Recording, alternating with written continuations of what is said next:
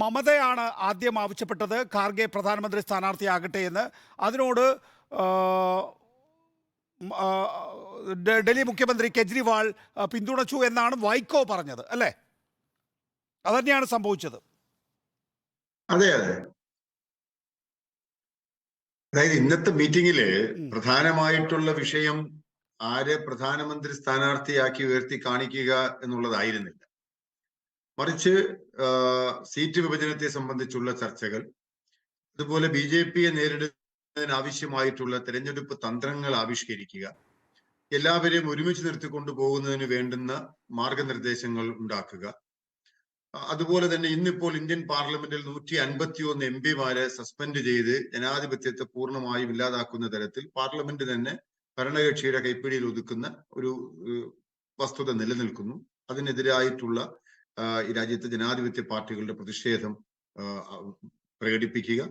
അതുപോലെ ഈ കഴിഞ്ഞ കുറെ ദിവസങ്ങളായി നമ്മുടെ രാജ്യത്ത് കേട്ടുകൊണ്ടിരിക്കുന്ന തെരഞ്ഞെടുപ്പ് വോട്ടിംഗ് മെഷീനെ സംബന്ധിച്ചിടത്തോളമുള്ള സംശയത്തിൽ തെരഞ്ഞെടുപ്പിലെ പ്രധാനപ്പെട്ട സ്റ്റേക്ക് ഹോൾഡേഴ്സായ രാഷ്ട്രീയ പാർട്ടികളുടെ അഭിപ്രായം എന്തായിരിക്കണം എന്നതിനെ സംബന്ധിച്ച് ഒരു പൊതു സമീപം നാം സ്വീകരിക്കുക തുടങ്ങിയവയായിരുന്നു വിഷയങ്ങൾ.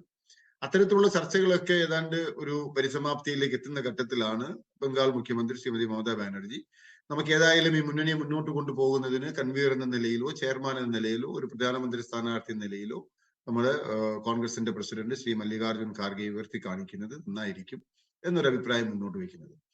അതൊരു കാഷ്വലായ ഒരു അഭിപ്രായമായിട്ടാണ് ശ്രീമതി മമതാ ബാനർജി മുന്നോട്ട് വെച്ചത്. ഉടനെ തന്നെ ശ്രീ അരവിന്ദ് കെജ്രിവാൾ അത് നല്ലൊരു അഭിപ്രായമാണ് എന്ന് പറയുകയും മറ്റു ചർച്ചകളിലേക്ക് പോകാതിരിക്കുന്നതിന് മുമ്പ് തന്നെ ശ്രീ ഖാർഗെ ഇതിൽ ഇടപെട്ടിട്ട് ഇതിപ്പോ ചർച്ച ചെയ്യേണ്ട ഒരു വിഷയമല്ല, കാരണം നമ്മളെ സംബന്ധിച്ചിടത്തോളം നമ്മളൊരു പൊതു സ്ട്രാറ്റജി ഉണ്ടാക്കുക, ആ സ്ട്രാറ്റജി വെച്ചുകൊണ്ട് തെരഞ്ഞെടുപ്പ് ജയിക്കുക, അതിനുശേഷമായിരിക്കണം ഇത്തരം ചർച്ചകൾക്ക് നമ്മൾ മുതിരേണ്ടുന്നത് എന്ന രീതിയിൽ ആ ചർച്ച അവിടെ അവസാനിപ്പിക്കുകയും, മാത്രവുമല്ല ഒരു ദളിത് ഐഡന്റിറ്റി വെച്ചുകൊണ്ടുള്ള ഒരു രാഷ്ട്രീയ നേട്ടത്തിന് ഞാൻ ഒരിക്കലും ശ്രമിച്ചിട്ടുള്ള ഒരാളല്ല. ഞാനൊരു എളിയ കോൺഗ്രസ് പ്രവർത്തകനാണ്. അതുകൊണ്ട് തന്നെ ഞാൻ ഇത്തരം കാര്യങ്ങളിൽ ഒരിക്കലും ഈ ഇത് വെച്ചുകൊണ്ടുള്ള ആവശ്യങ്ങൾ ഉന്നയിച്ച് രാഷ്ട്രീയ പ്രവർത്തനം നടത്തിയിട്ടില്ല.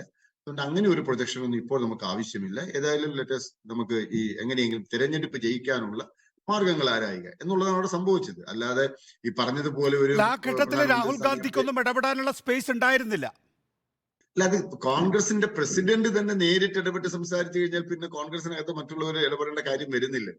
അദ്ദേഹം തന്നെ ആ ചർച്ച അവിടെ സ്റ്റോപ്പ് ചെയ്യുകയാണ് ചെയ്തത്. കാരണം അങ്ങനെ ഒരു ചർച്ച ഇപ്പൊ നടത്തേണ്ട കാര്യമില്ല എന്നുള്ളത്. അത് ആത്മവിശ്വാസത്തിന്റെ കുറവൊന്നുമില്ല. ശ്രീ ജയസൂര്യൻ പറഞ്ഞ പോലെ അങ്ങനെയല്ല അവിടെ വന്നത്. കാരണം അത് ചർച്ച ചെയ്യപ്പെടേണ്ടുന്ന സമയമായില്ല, അത് ചർച്ച ചെയ്യപ്പെടേണ്ടുന്ന വേദിയുമല്ല, കാരണം അതൊരു അജണ്ടയിലുള്ള വിഷയവുമായിരുന്നില്ല. മറിച്ച് മറ്റു ഒരുപാട് അജണ്ടകൾ വേറെ ഉണ്ട്. കാരണം പ്രാദേശികമായി തന്നെ ഉള്ള പാർട്ടികൾക്ക് എങ്ങനെയാണ് പാർട്ടികളെ അക്കോമഡേറ്റ് ചെയ്യാൻ കഴിയുക, കോൺഗ്രസിന് മുൻതൂക്കമുള്ള സംസ്ഥാനങ്ങളിൽ കോൺഗ്രസ് എങ്ങനെയാണ് ഇന്ത്യ മുന്നണിയിലെ ഘടകകക്ഷികളെ അക്കോമഡേറ്റ് ചെയ്യുക തുടങ്ങിയിട്ടുള്ള കാര്യങ്ങളെ സംബന്ധിച്ച് ഒരു പൊതുവായ മാർഗനിർദ്ദേശങ്ങൾ ആവശ്യമാണല്ലോ. സീറ്റ് വിഭജനം ജനുവരി 1-ന് മുമ്പ് പൂർത്തിയാക്കണമെന്ന ആഗ്രഹം ചില രാഷ്ട്രീയ പാർട്ടികൾ യോഗത്തിന് ശേഷം പ്രകടിപ്പിക്കുകയുണ്ടായി. ഈ ജനുവരി 1 എന്നുള്ളത് വലിയ വെല്ലുവിളിയായിരിക്കാം. പക്ഷേ സീറ്റ് വിഭജനം സംബന്ധിച്ച് ഇന്നിപ്പോൾ ഖാർഗെ തന്നെ പറയുകയുണ്ടായി, പലയിടങ്ങളിലും സീറ്റ് വിഭജനം കീറാമുട്ടി തന്നെയായിരിക്കും, അവിടെ നേതൃത്വം ഇടപെടുമെന്ന്. എങ്ങനെയാണ് സീറ്റ് വിഭജനം തീരുമാനിച്ചിരിക്കുന്നത്? ഇപ്പോൾ ഏതാണ്ടൊരു 4 മാസം കോൺഗ്രസ് കളഞ്ഞു. അല്ല, സീറ്റ് വിഭജനത്തിന് ഡെഡ് ലൈൻ ഒന്നും നിശ്ചയിച്ചില്ല ഇന്നത്തെ യോഗം. സീറ്റ് വിഭജനത്തെ സംബന്ധിച്ച് ചില പാർട്ടികൾ ഈ മാസം 31-ന് മുമ്പ് അതൊരു ധാരണയായാൽ നന്നായിരിക്കും. ചില പാർട്ടികൾ ജനുവരി 15-ന് മുമ്പെങ്കിലും നമുക്കിത് പൂർത്തിയാക്കാൻ കഴിഞ്ഞെങ്കിൽ മാത്രമേ ഏതേത് പാർട്ടികൾക്ക് ഏതേത് സീറ്റുകൾ കിട്ടുന്നു എന്നതിനനുസരിച്ച് അവർക്ക് അതിന്റെ പ്രിപ്പറേഷൻസ് ആരംഭിക്കാൻ കഴിയൂ. അതുകൊണ്ട് അത്തരത്തിൽ എത്രയും പെട്ടെന്ന് ആസ് ഏർലി ആസ് പോസിബിൾ നമ്മൾ സാധാരണ പറയുന്നത് പോലെ എത്രയും പെട്ടെന്ന് തന്നെ ഇത്തരം കാര്യങ്ങൾ പൂർത്തിയാക്കണമെന്ന പൊതു നിർദ്ദേശമാണ് വന്നത്. അതിൽ വന്നിട്ടുള്ളൊരു പ്രധാനപ്പെട്ട ഒരു നിർദ്ദേശമായി എല്ലാ പാർട്ടികൾക്കും നൽകിയിട്ടുള്ളത് അതാണ് പ്രധാനം. രാജസ്ഥാൻ, മധ്യപ്രദേശ്, ഛത്തീസ്ഗഡ്, ഗുജറാത്ത്, കർണാടക തുടങ്ങിയിട്ടുള്ള കോൺഗ്രസിന് മുൻതൂക്കമുള്ള സംസ്ഥാനങ്ങൾ, അഥവാ കോൺഗ്രസ് മേജർ രാഷ്ട്രീയ പാർട്ടി ആയിട്ടുള്ള സംസ്ഥാനങ്ങളിൽ കോൺഗ്രസ് മുൻകൈ എടുത്തു വേണം ഇക്കാര്യത്തിൽ മറ്റ് ഘടകകക്ഷികളെ ഉൾക്കൊള്ളേണ്ടത് പരമാവധി അക്കോമഡേറ്റ് ചെയ്യേണ്ടത്. അതുപോലെ പ്രാദേശിക പാർട്ടികൾക്ക് സ്വാധീനമുള്ള സംസ്ഥാനങ്ങൾ, ഇപ്പൊ തമിഴ്നാട്, അതുപോലെ തന്നെ ഡൽഹി, പഞ്ചാബ്, ഉത്തർപ്രദേശ്, ബീഹാർ ഇങ്ങനെയുള്ള സംസ്ഥാനങ്ങളിൽ അവിടുത്തെ പ്രധാനപ്പെട്ട രാഷ്ട്രീയ പാർട്ടികൾ ആരാണോ അവരാണ് മുൻകൈ എടുത്തിട്ട് മറ്റുള്ളവരെ അക്കോമഡേറ്റ് ചെയ്യാനുള്ള ഒരു സംവിധാനം ഉണ്ടാക്കേണ്ടത്. അത് പരമാവധി വിട്ടുവീഴ്ചകൾക്ക് തയ്യാറായിക്കൊണ്ട് എല്ലാവരും അക്കോമഡേറ്റ് ചെയ്യണമെന്നുള്ള പൊതു നിർദ്ദേശം കാരണം ഇത് ഇന്ത്യ മുന്നണിയിലുള്ള പല ഘടകകക്ഷികൾക്കും ഒരു പാൻ ഇന്ത്യ ക്ലെയിം ഒന്നുമില്ല. പലരും അതാത് സംസ്ഥാനങ്ങളിൽ അല്ലെങ്കിൽ തൊട്ടടുത്ത സംസ്ഥാനങ്ങളിൽ കൂടി മാത്രം പ്രവർത്തിക്കുന്ന രാഷ്ട്രീയ പാർട്ടികളാണ്. അതുകൊണ്ട് അതൊന്നും ഒരു വലിയ ഈറാമുട്ടിയായി ഡൽഹിയിലേക്ക് കൊണ്ടുവരേണ്ട കാര്യമില്ല. എന്നാൽ അതേസമയം ഉത്തർപ്രദേശ്, മഹാരാഷ്ട്ര തുടങ്ങിയിട്ടുള്ള സംസ്ഥാനങ്ങളിൽ ഡൽഹിയിൽ ഇടപെടൽ ആവശ്യമായിട്ട് വരും. അത് അങ്ങനെ തന്നെ അവിടെ അവതരിപ്പിക്കുകയും ചെയ്യുന്നു.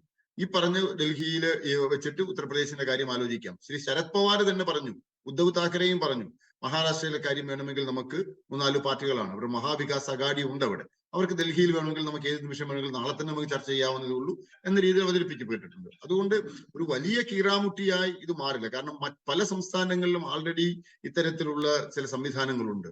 ഉദാഹരണത്തിന് തമിഴ്നാട് ആൾറെഡി ഒരു സംവിധാനമുള്ള ഒരു സംസ്ഥാനം. തീർച്ചയായും.